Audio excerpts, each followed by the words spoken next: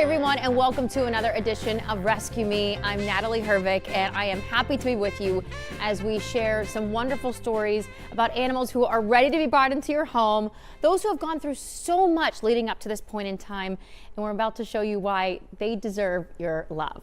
And today I'm joined by Paulina Kosakowski, who is with an organization that has always been near and dear to my heart, the Cleveland Animal Protective League. Happy to have you here. Thanks for coming in and doing this. Thanks for having us. You know, all year long, you all are so busy with not only helping the animals brought into your shelter, but I know even helping other shelters too to deal with their whatever issues they might have going on if there is an excess in animals that need to be helped with. You guys, your hearts are so big there. They really are, and it's amazing to see. How are things going right now at the shelter? I mean, it has not changed much from the summer. We are still seeing a lot of intakes, a lot of humane investigations cases that are coming through. So we have to play the game of making sure that we're trying to find the best fits for each of the animals that we have in our care, while also making room for anything that needs to come in. Transfers have not stopped, so we are still helping other organizations that either have displacement issues or animals that just need a change of scenery to hopefully get them adopted a bit quicker. So I mean, it's nonstop. I know, and I know that depending on the season, it doesn't change. You might see different animals for different reasons, though. In the wintertime, what are your cases normally come in? Does it have to do with the weather and being cold outside? Cold weather calls are definitely something that we see a lot. I think that's where our humane investigations team makes sure that they're out and doing a good job of educating the people that they're talking to when they're going to these houses and seeing these things, obviously taking in anything that needs to be brought in emergently on days like today, especially where it's below freezing, well below freezing, where we have to really make sure that we're taking care of what's in our community, but also looking at what we have in population. So medical emergencies are also something that we see. It's just you see more frequently the cold weather calls, unfortunately. And a lot of people say, oh, my cat's an outdoor cat, or my dog, it's used to staying outside. Please, it is a reminder in these temperatures. They can't withstand this. No, I mean, if you're cold, they're cold. That's the saying that I will use all the time. I did not want to get out of my house this morning to start my car to get to work. I can't imagine what they feel like being out there for longer than even just a few minutes. Well, you talk about, again, and we're discussing all the ways in which you help both animals in the shelter and ones from other shelters. What I love that you do is something where when people are in a time of crisis, and they need some help, but they don't want to give up their dog. Or is it cats and dogs? You are able to help them in these scenarios. Cats and dogs, yeah. So Crisis Safety Net is a program that we established last year, so it's hit its full first year mark. And it's usually clients that our social worker is working with to kind of establish what that 90 days is going to look like. So we have fosters that are lined up to provide that emergency care for those animals. They come in, they're vetted fully. Our enrichment team does an assessment on them just to make sure that everything is okay before they head out the door with their foster family. But those dogs stay with the foster family, get whatever medical treatment that they need while they're under our care, obviously, and then are reunited with a family. I will say that there is a family that I saw get reunited a couple weeks ago. It brought tears to my eyes to so see beautiful. how thankful somebody was for a program that just started.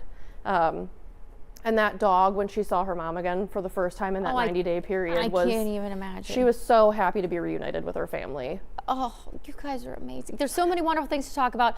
I say we continue the discussion, but let's bring in the dogs to meet them too. Sound good? Sounds good. All right, let's meet the first one here. All right, Paulina, I think this has to be the sweetest little pit bull I've ever met. Is she a mix or is she a straight pitty? I mean, our guesses are always hit or miss. I would say that she is definitely a mix of some sort. Obviously not knowing, but Bless you. Confetti is 5 years old. She came in through a humane investigations case. Obviously some neglect. She was emaciated when she came to us and has gained some weight pretty quickly. Weight back. She looks great now. Yes, she does. She looks way better than she did when she came in. But she also has spent a lot of time with our volunteers, staff, things like that, getting that TLC. That time is so precious for them. It is so important for them. And that's why I know you have, and I'm sure you always need more volunteers and staff members that are willing to work with them through that transitional period, right? Because that's got to be the biggest, that's so difficult for them. Yeah, and I mean, getting that exposure to those people to continue to build those positive associations obviously is something that is really important for them. But they, like, she is one of 4 that came out of that house, and I will say that all 4 of them, the minute that they walked through that door and started receiving that care, I mean, resiliency is there for all 4 of them. They're happy to spend time with people. They just want to be in your lap getting pets. They love just being able to hang out with whoever is willing to give them that time. But that is where, you know, volunteers, staff members obviously come in to be able to offer that help. She's loving the scratches. The leg is like she's almost doing a split. She loves this so much. So they all came. She was part of this humane investigation, all from one house. Were we looking? Hopefully, she was not abused in any way, like physically abused, and just It was an abandonment situation. Okay, so abandonment. we obviously don't know a lot of the details, but we do know that all 4 of them came in very emaciated, very neglected.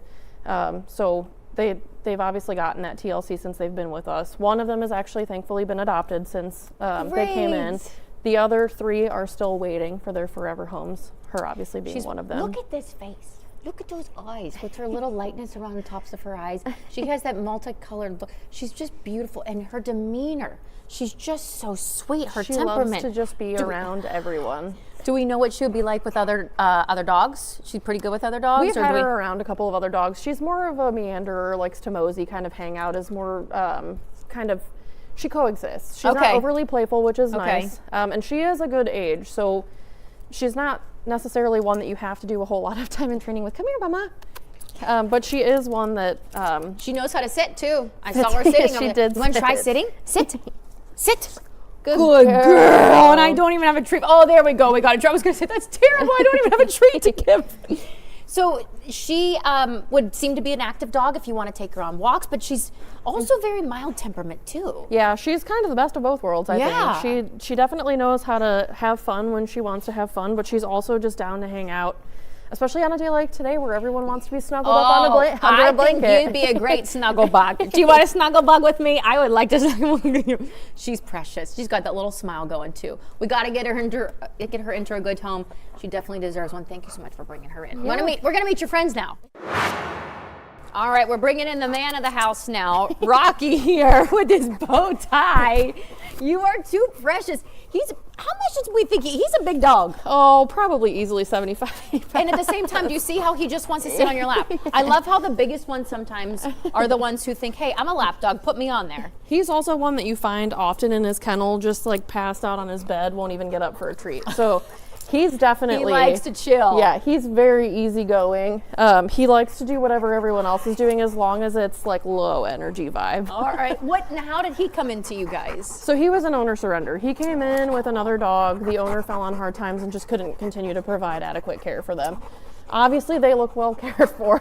Yeah, you definitely don't look like you missed a meal. He's a thick boy, but sometimes, that's good. Obviously, they fall on hard times. It's just not realistic for them to continue to offer that care for them, which is where it's nice to offer that sanctuary.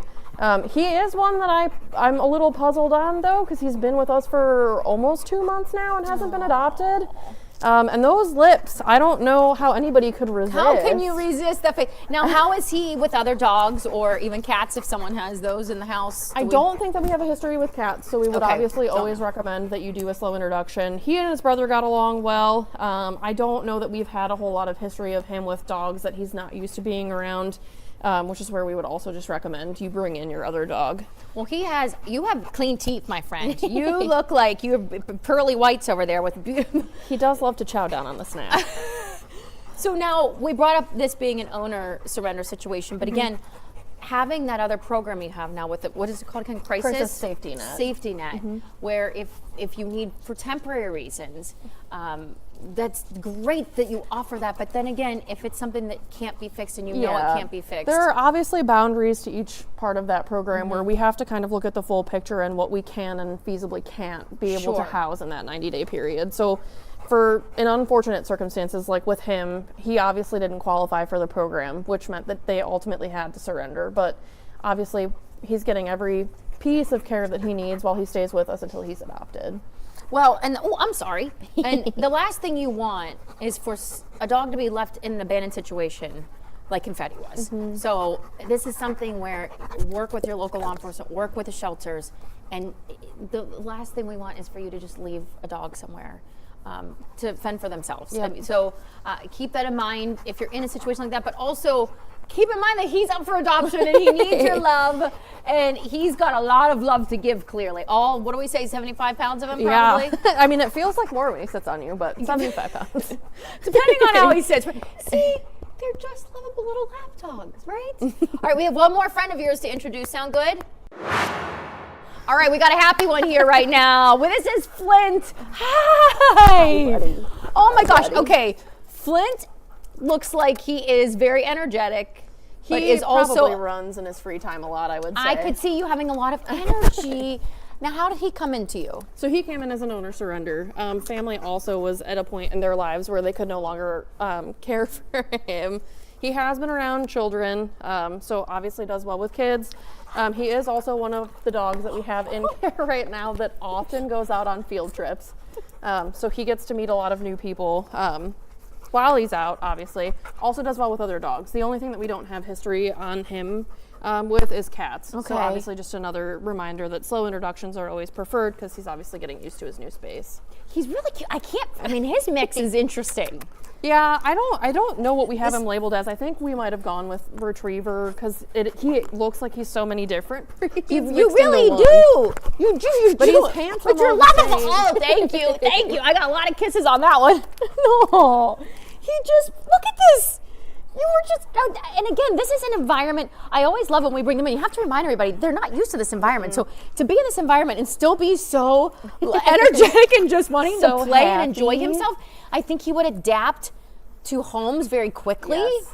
Yeah, and I mean, the field trip notes that we have gotten from the individuals and the public that participate in our Dogs Day Out program have nothing but rave reviews. Tell me more about the Dogs Day Out program, which I think this is so great that you guys have this. So members of the public can sign up through our website.